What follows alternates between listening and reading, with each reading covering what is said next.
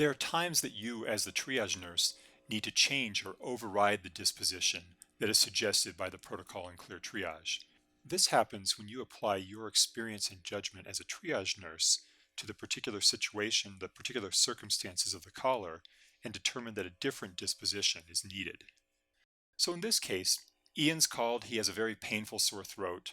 His temperature is 102, his body aches, his lymph nodes in his neck are slightly swollen and tender. So you go through the triage and click on the first positive triage question, severe sore throat pain. That says that I need to bring Ian into the office today because he potentially has strep, so I want to do a strep throat culture and make sure he's okay.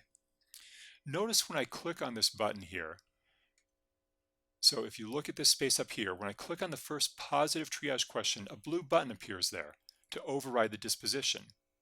So let's say this call has come in at the end of the day, so I can't bring him in today to the office.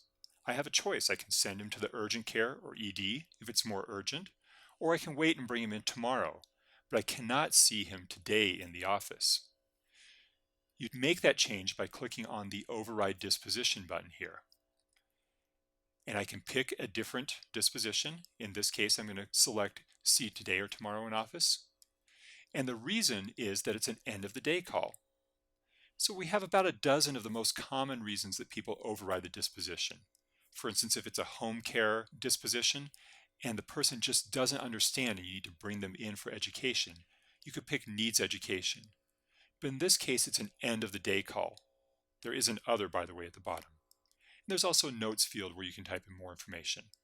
But for this call, that's enough. I'm going to see him tomorrow because it's an end of the day call. I'm going to save that. I'm going to press next, and since he's staying at home, I'm going to talk about pain medicines that he can take.